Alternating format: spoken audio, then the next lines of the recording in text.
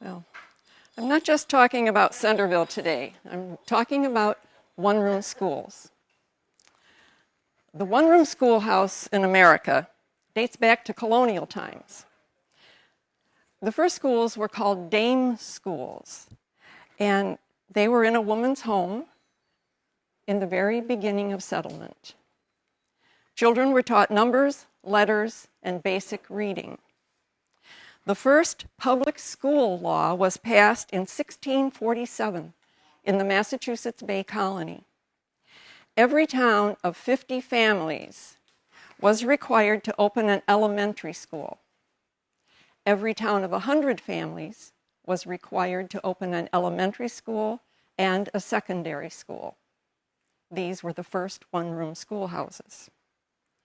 The law provided that every child should learn to read English and learn capital laws.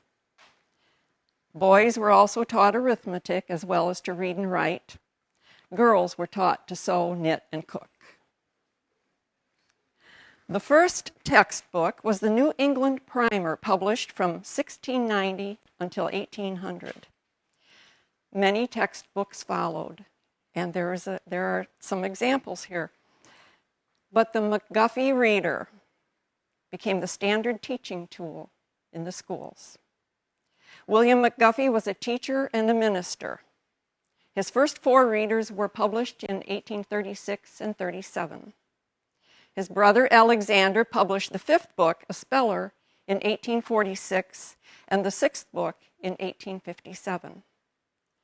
The first editions sold 7 million copies.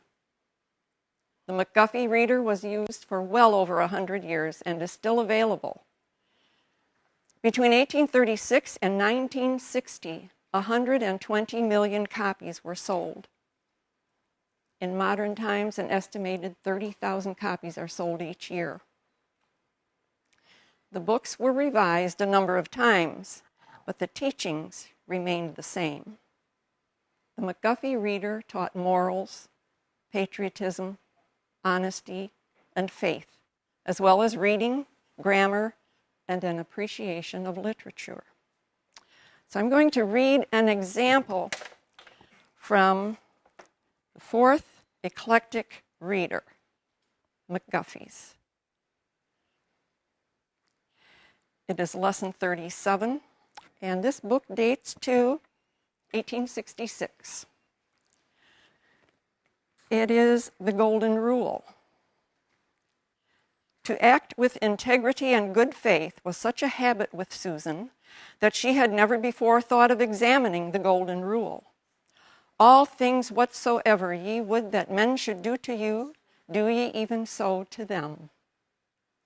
But the longer she reflected upon it, the stronger was her conviction that she did not always obey the precept. At length, she appealed to her mother for its meaning. It implies, said her mother, in the first place, a total destruction of all selfishness.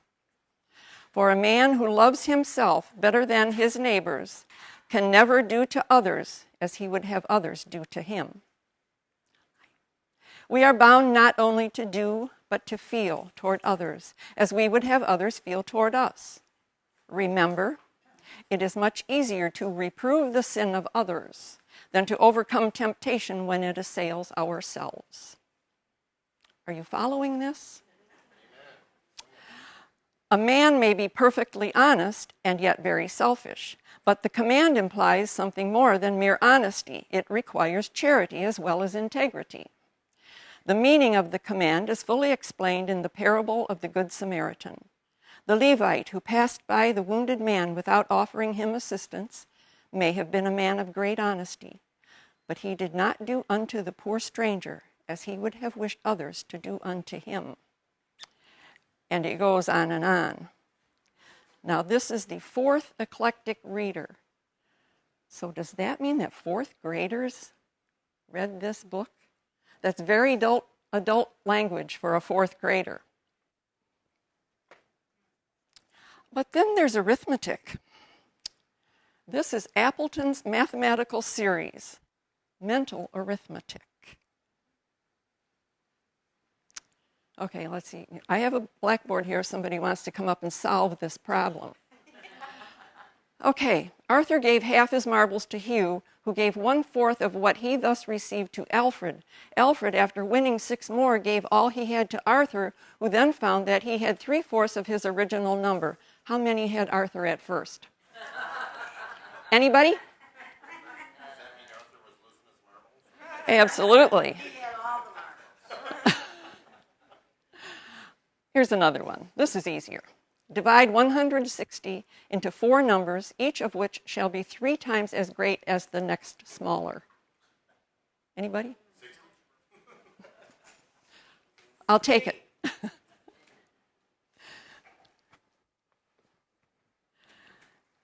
It seems that book was 1877. I can't imagine children being able to do that today. Or even then. As people began to move west, the need for schools followed them. Many early schools were built on land donated by a farmer. The school was usually named after the landowner. Not all children attended school. Education was not mandated by law until 1902. Farm boys went to school during the winter months when there was less work to be done on the farm. In the poor rural areas, textbooks were not always available. Children would bring their own books. What book do you think most children brought to school with them? The Bible, the one book that almost every family had. Lessons were done on a slate with a slate pencil. It could be erased when the next lesson began. Here's the slate.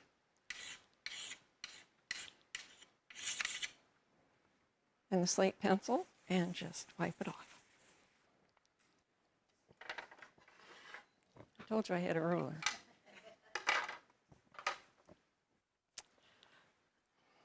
Some of the one-room schools had a piano, and if a teacher was so inclined, the children were taught music.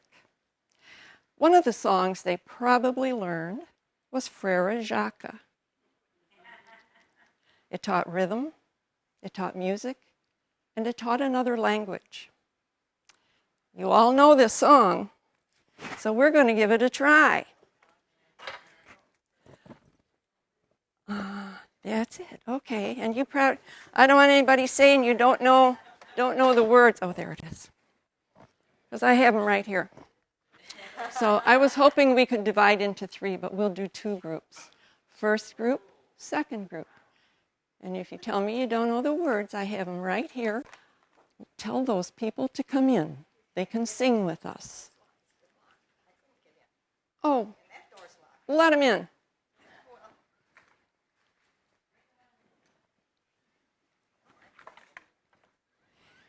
Okay. We'll sing it all together first. And then this will be group 1. I'll cue you when to start. This will be group 2. These are the words.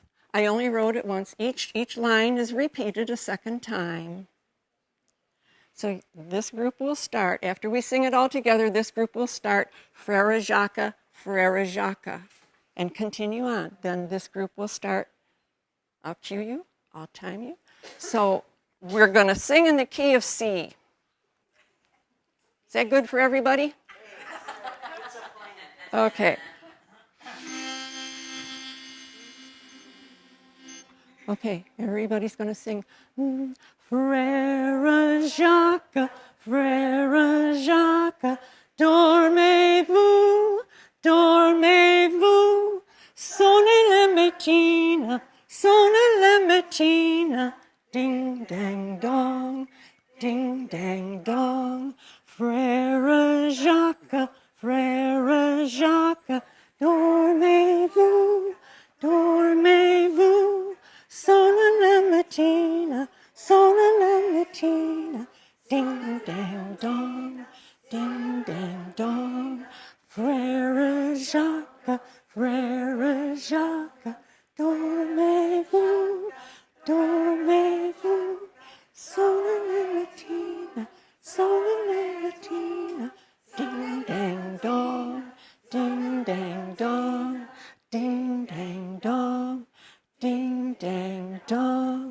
Very good.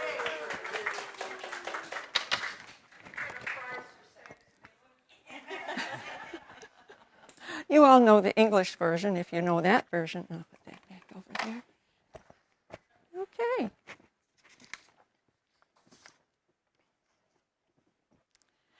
In the 1800s, a teacher may have only had an 8th grade education.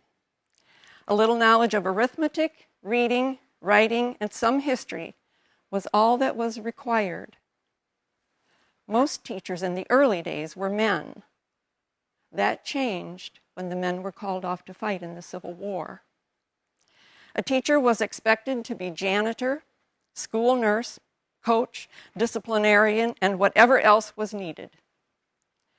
The pay was very little, but meals were part of their salary.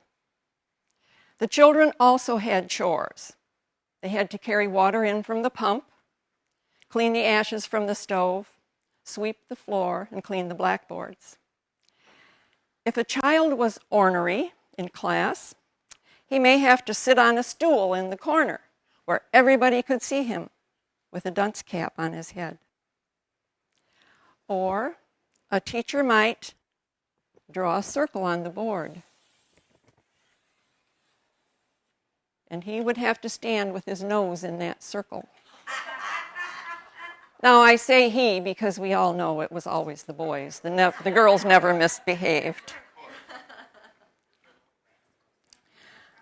There were strict rules for teachers. And now this is the late 1800s, around 1870, 1880. Teachers are expected to keep the classroom clean and neat at all times by sweeping the floors, scrubbing the floor once a week with hot water and lye soap, clean blackboards daily, start the fire at 7 a.m. so the room is warm by 8 a.m. Teachers may not wear bright colors. Dresses may not be more than 2 inches above the ankle. 2 petticoats must be worn. They are to be washed and dried in a pillowcase. She will not get in a carriage with any man other than her brother or father. Teachers may not loiter in ice cream parlors. Teachers are expected to be home between the hours of 8 p.m. and 6 a.m. unless in attendance at a school function. Teachers will not smoke cigarettes or play cards. Teachers will not dye their hair under any circumstances. It is understood that the teacher will attend church each Sunday and either teach a class or sing in the choir. The teacher will not leave town at any time without the permission of the chairman of the school board.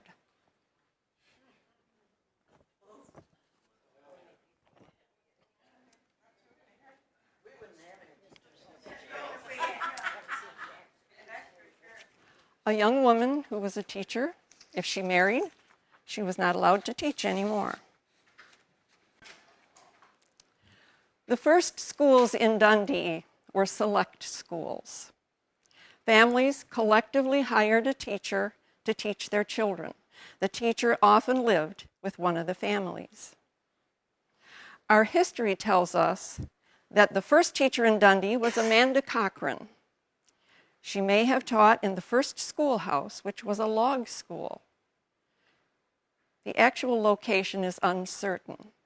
She also may have taught in the little schoolhouse at 4th and Oregon, the first community school, which was incorporated into the large brick home at the corner of 4th and Oregon. The back of that house is a little schoolhouse. The Kane County history of 1892 states, the people joined together and put up the first schoolhouse in 1839. It was in size 20 by 30 feet and was for some time a kind of general townhouse, and in addition to being a schoolhouse, was used to worship in.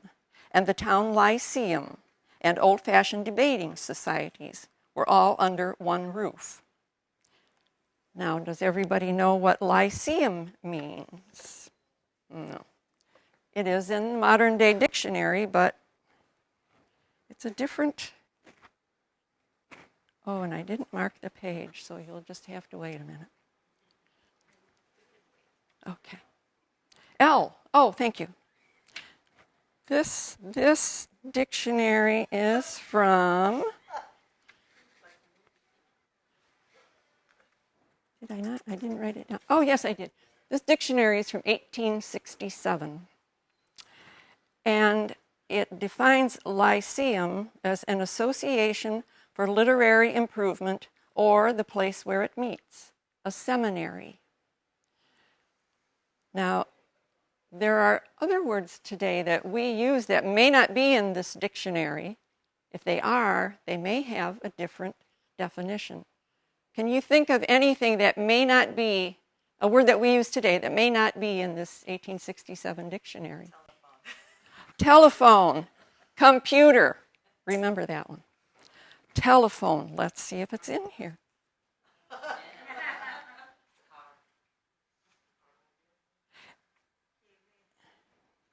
You're getting ahead of me. Telephone is not here. Television, I would guess it's not, but you just never know. Computer is right here. But it is defined as one who computes or reckons.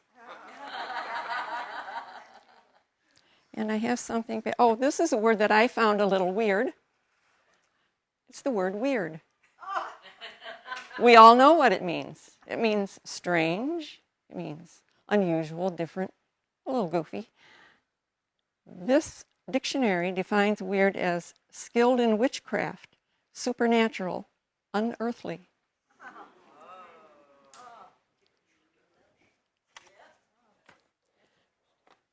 If you think of anything else, let me know. I'll ignore you, but you can let me know. Okay. The earliest remembered school in Carpentersville was located at the corner of Main and Grove Streets, where the old library hall once stood. It was there in 1863. It was still there in the 1940s.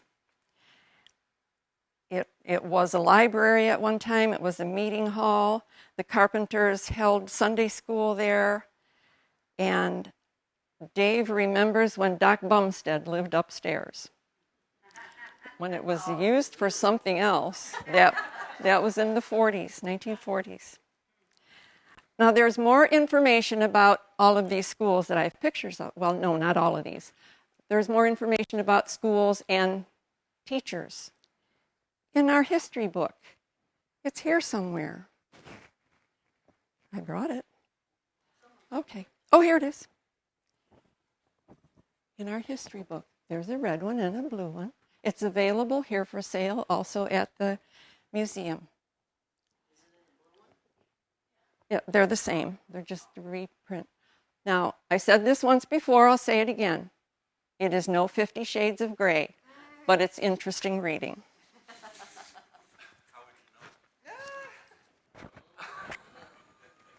I've read that. There were a number of one-room schoolhouses in the immediate Dundee Township countryside. This map from 1892 shows the location of the schools that were in use at that time. Okay, Browning School. Browning School was on Route 25, just north of the Milk Pail. If you're driving into Elgin on 25, there's a little blue house on your right. That was Browning School. Dickinson School, also known as Helm School, was on Route 25 and Helm Road. Now, it was Dickinson property at one time. It was Helm property at one time. So the school had two names. But Hazel Rico insists that it was Helm School because her mother taught there. Penny School was on Route 31 just south of Bonkoski on the Penny Farm. Meadowdale School. You all know where Meadowdale School is? On Route 31. Route 31. This Meadowdale School is on Route 31 near Country School Road. I'll talk a little more about that. Campbell School. Oh, that's Meadowdale School. I've got them mixed up. That's Meadowdale School on Route 31. We have to go back here. This is also Dickinson School, also known as Dierks. It was at one time on Dickinson property. It was on Dierks property. But above the door is engraved Dickinson. So we kind of have to go with that. Okay, let me get back here now. Meadowdale School. Campbell School was on Sleepy Hollow Road, north of Bonkoski. This was from the Thompson School. We don't have a picture of the school. But Thompson School was on Randall Road, across from the Teeple Barn. And I remember that little building there. It was a barn, storage barn, for a long time. This is Prairieville School. It's on Randall Road, just south of County Line, north on Randall Road, south of County Line. It was on the George Davis property. And this is Centerville School, located between these last two schools that I mentioned on Randall Road. What about Aiken School? That wasn't, Aiken School is in this picture. Fran can tell you about Aiken School. It wasn't, was Aiken School Hampshire, wasn't it? Yeah, it wasn't Dundee Township. These are the schools that the Dundee children went to, the farm children went to these schools. And there was only one teacher at each of these schools for all 8 grades. All the one-room schools closed in 1948-49 when District 300 was organized. Some were sold at auction in 1951. And this is the ad for the auction. I think I had the right, did I have the right year, Fran?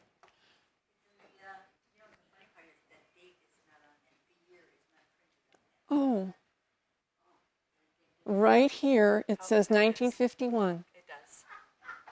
We haven't been able to see that? Yeah. It says Elgin Daily Courier News, Tuesday, August 28th, 1951. So this is Centerville School. This is Meadowdale School. This is Browning School. The others were in Gilbertson, Hampshire, Rutland. Browning School is now a private residence. It's still there on Route 25, the little blue house. Dickinson, aka Helm School, is gone. Dickinson School, aka Dierks, is still there, just east of Route 25 on Route 62. And you can see this is a picture of one of the classes on the outside. The school is built of stone. It's really an interesting little building.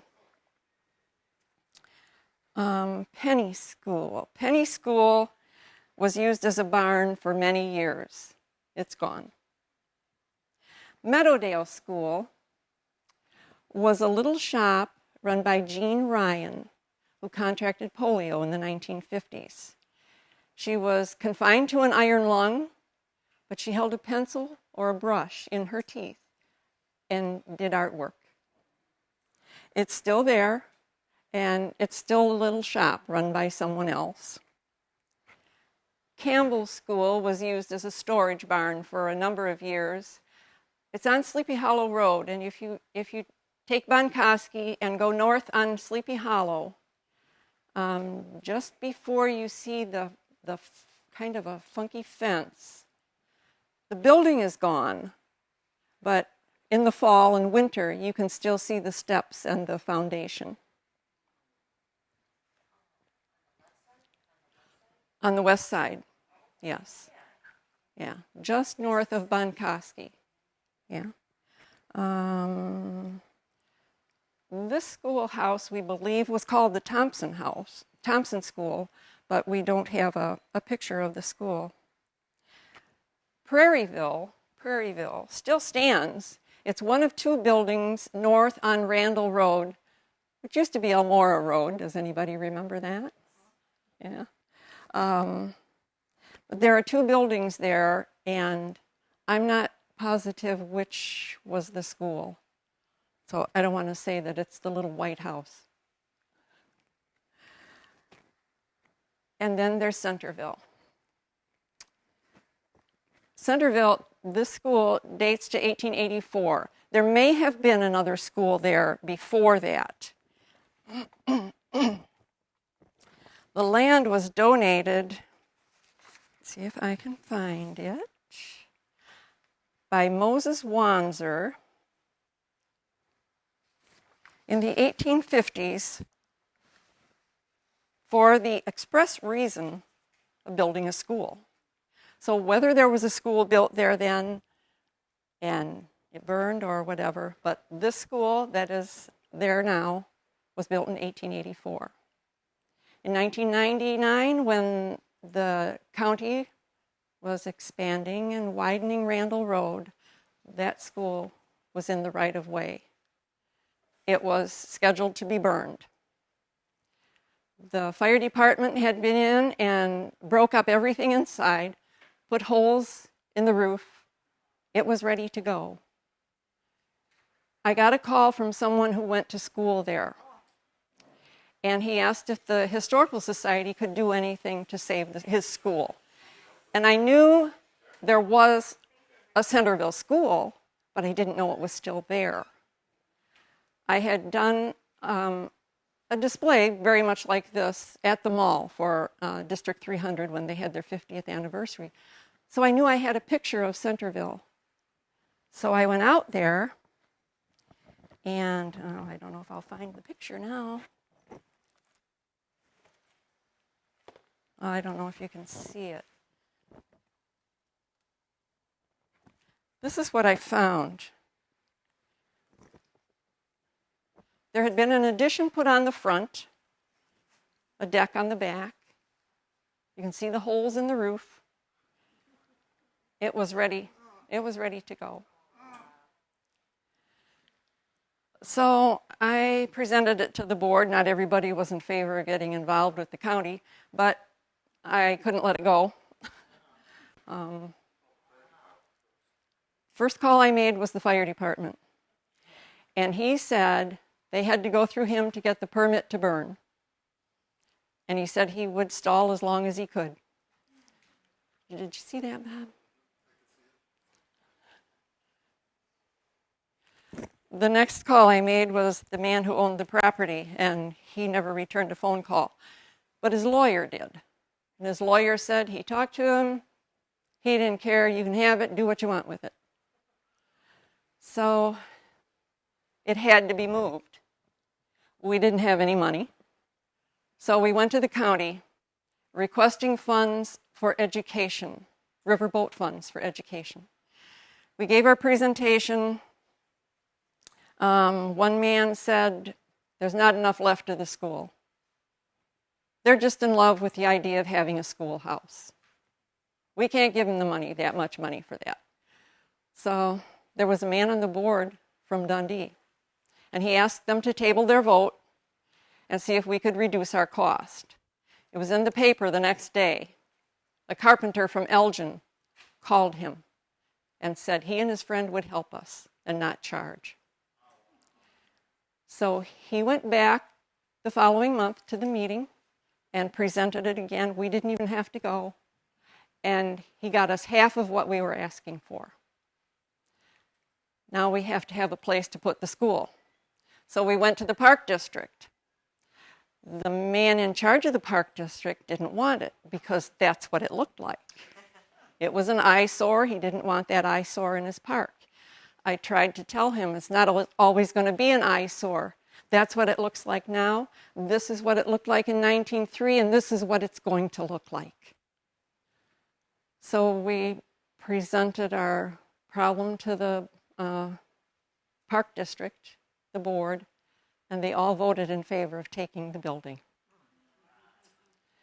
And one of the members told me afterwards it was the first time they went against his wishes. So now we have to, I'm going to back up. When we went to the county with our presentation, one man on the board said, we need to think about this because I don't have any record that there was a historic survey. They're supposed to do a survey. Now, they either didn't do the survey, they did the survey and didn't find it, or they did the survey and found it and just kind of let it go. When I went out there with this picture, you could see in the other picture, this part of the school was still visible, about like that. So I knew that was it. But anyway, they decided to give us half the money.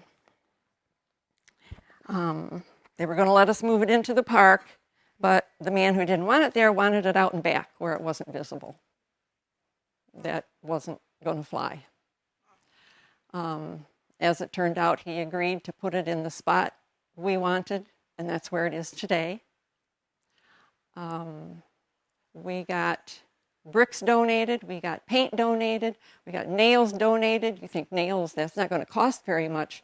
But when you have a few things that don't cost very much, they cost very much.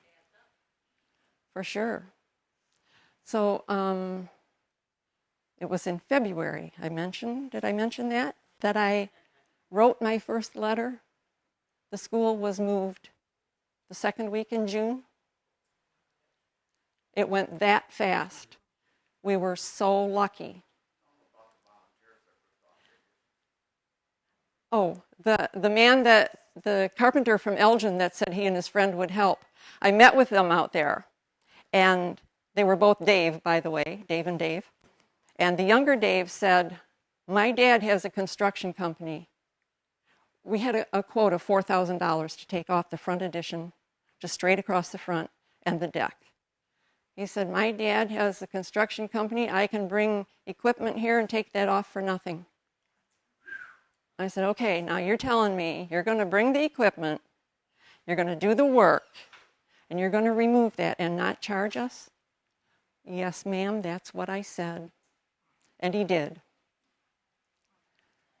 They both worked with us without getting paid. After we got everything, well, let's go with the move. The move took 5 minutes to get across Randall Road. The foundation was put in, and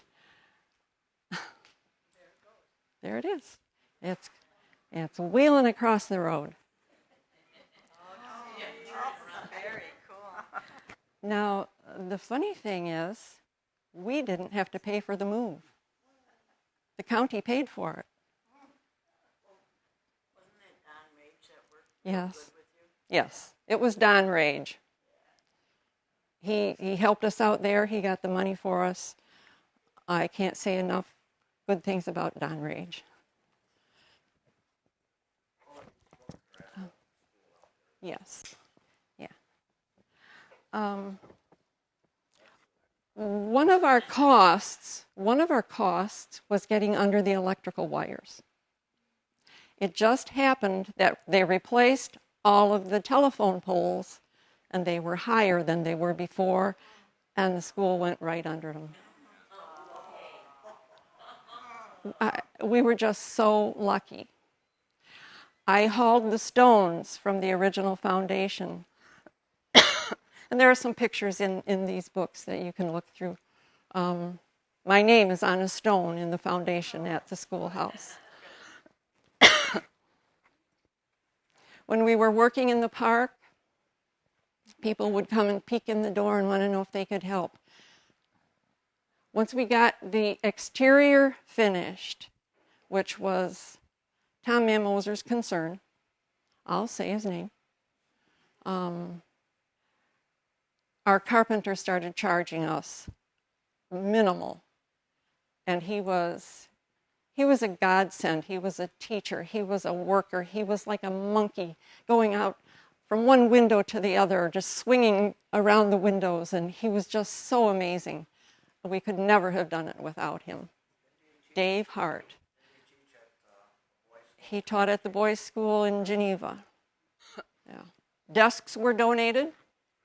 They came from all over. We got a teacher's desk in Missouri.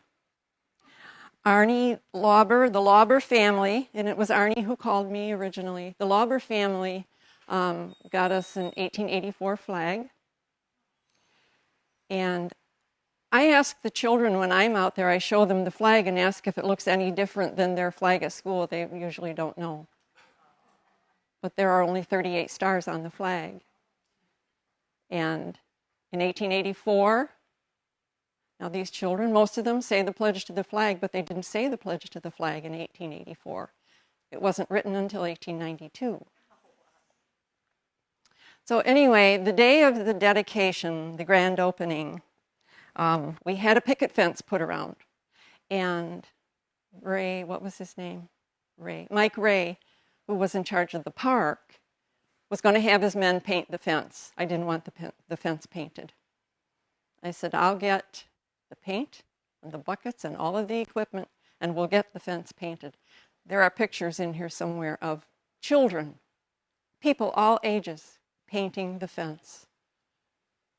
It was just so incredible. It was very Mark Twain. So the school is there for you to visit. It's advertised that it's open the first Sunday of the month. It's in the little passport booklet. And I have a few of these. This is a summer program for children. The program is over now, but the books are very, very nice for reference if you're interested in museums. So the school is there for you to visit. If you want to do a special tour, you can call me. Or you can call the park district, but then we don't get anything for it. Did I cover everything? By the way, it was 2 years of our lives working on this school. When I drive by, I always look, I'm sorry, I get a little emotional about this.